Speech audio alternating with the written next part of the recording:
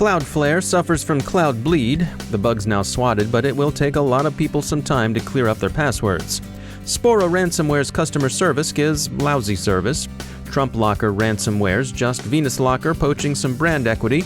Pen testers say they can break into most networks in under 12 hours. The FBI gets asked again how it gained access to the San Bernardino jihadist's iPhone. There's an update on the Moscow treason trials. And are you headed to Coachella? Hang on to your passwords.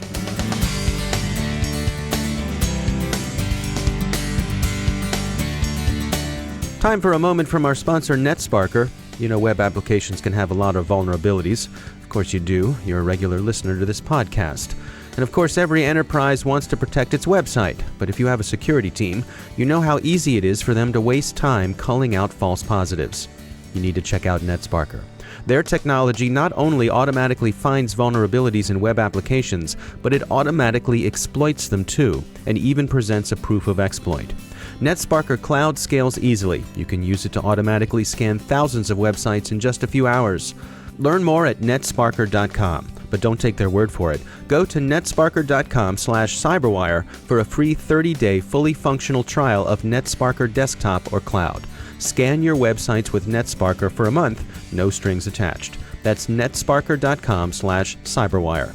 And we thank NetSparker for sponsoring our show.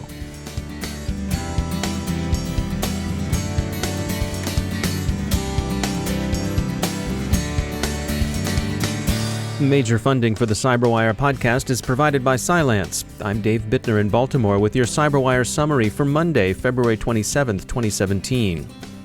Late last Thursday, Google's Project Zero disclosed that Cloudflare was leaking sensitive information online. Cloudflare is a major provider of a content delivery network, internet security services, and distributed domain name server services. The company has patched the memory leak bug responsible, the flaws being called Cloudbleed, and stresses that the problem with its caching infrastructure affected a relatively small set of the websites that use their DNS services. BitSite explains on its blog that Cloudflare's problems arose from an error in parsing logic that could lead to a buffer overrun that would output uninitialized memory content onto affected web pages. The websites potentially affected by Cloudbleed were those that had either email obfuscation, server-side excludes, or automatic HTTPS rewrites enabled.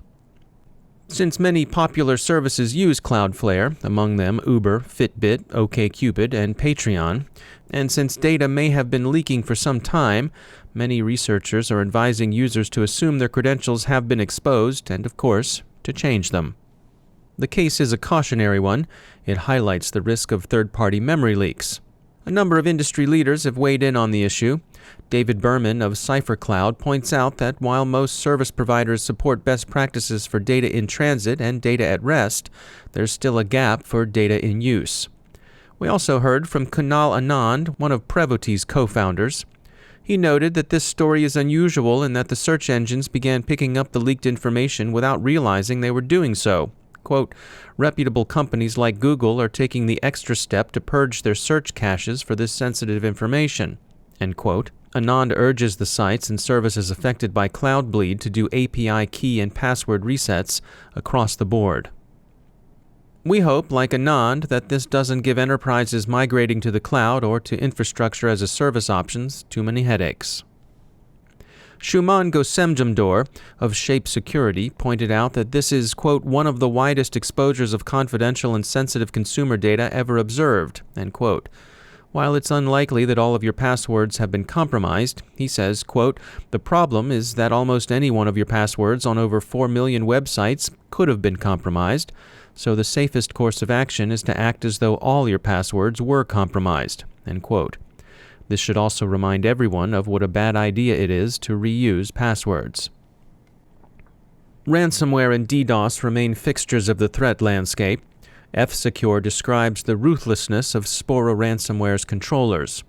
The security company has been reading through transcripts of interactions between Spora's customer service and the ransomware's victims.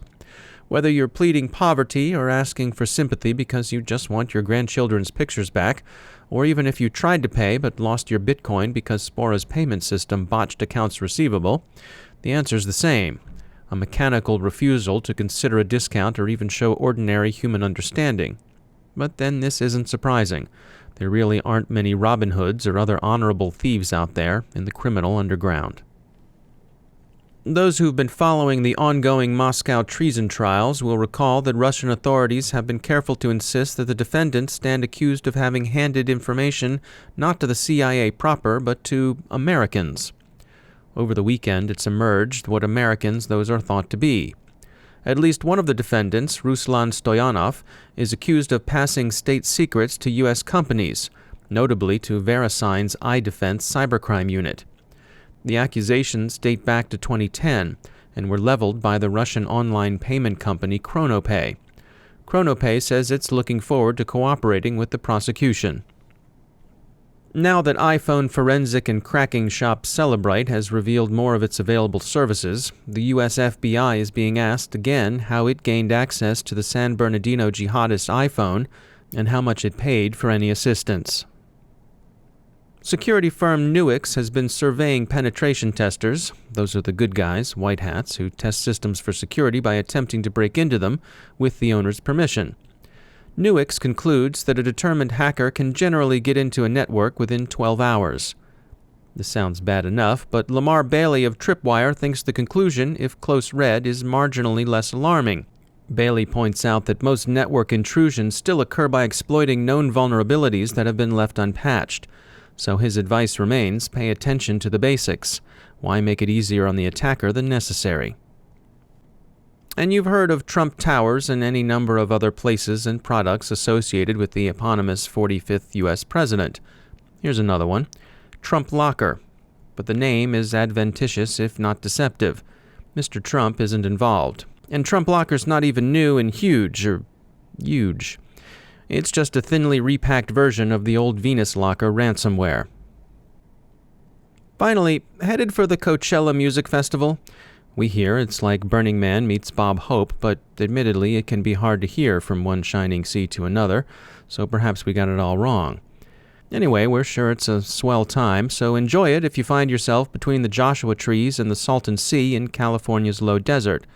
But there's a snake in the heavily irrigated garden, isn't there always? In this case, the snake is one hacker going by the Slavic-themed name Berkut. He or she or they is selling more than 950,000 user accounts for the popular music fest in the Tochka black market. Some of them seem legitimate. So watch your credentials and consider paying cash for your flowered headdress. Time to thank our sponsor, Palo Alto Networks. You can visit them at go.paloaltonetworks.com/secureclouds.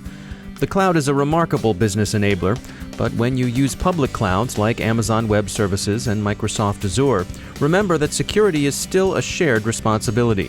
They're your apps and your data, and no one cares more about securing them than you do. Palo Alto Networks' next-gen cloud security can help. It gives you complete visibility to control your apps and reduce your threat surface area, from the network to the cloud. Stay secure and protected wherever your apps and data may be. Palo Alto Networks offers the most comprehensive cybersecurity for all clouds and software-as-a-service environments, because secure clouds are happy clouds. Get started securing yours at go.paloaltonetworks.com/secureclouds. And we thank Palo Alto Networks for sponsoring our show.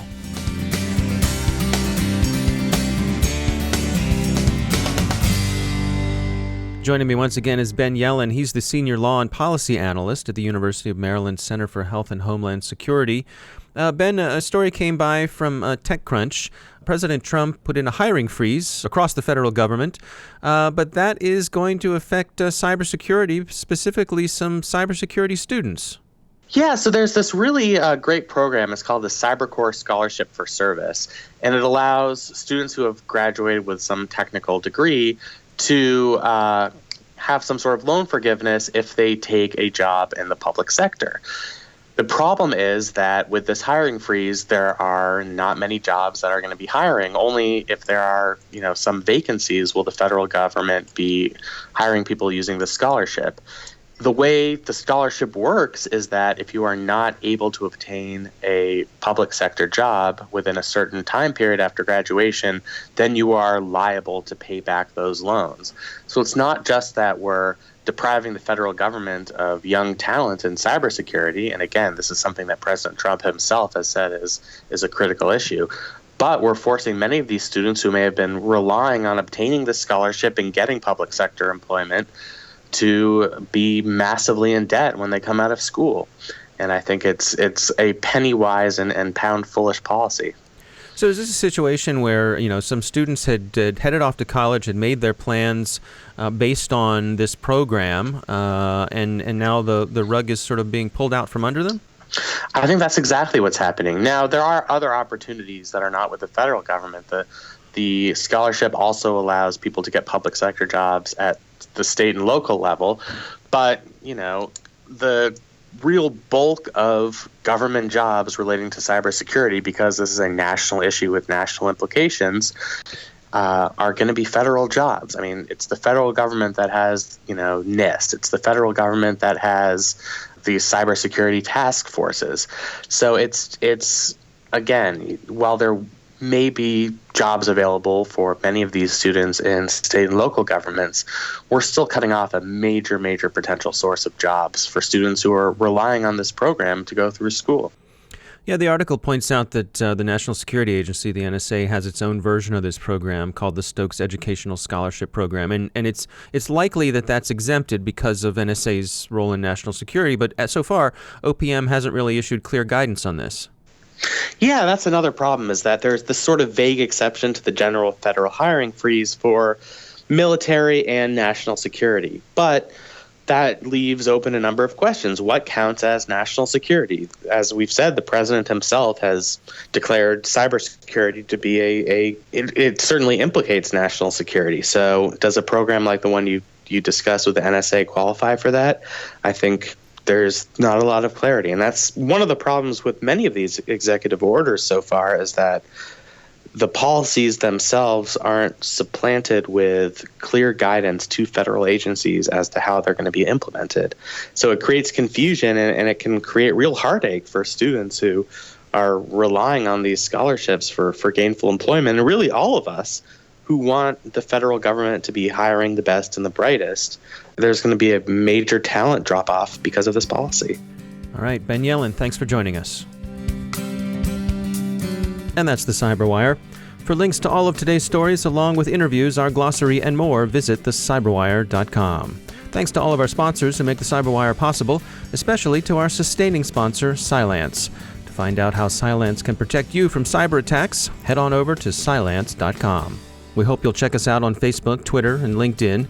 And if you'll head on over to iTunes and leave a review for our podcast, well, that's really helpful as well. It's one of the best ways that you can help new people find our show. So thanks in advance. The CyberWire podcast is produced by Pratt Street Media. Our editor is John Petrick. Our social media editor is Jennifer Iben. Our technical editor is Chris Russell. Executive editor is Peter Kilpie. And I'm Dave Bittner. Thanks for listening.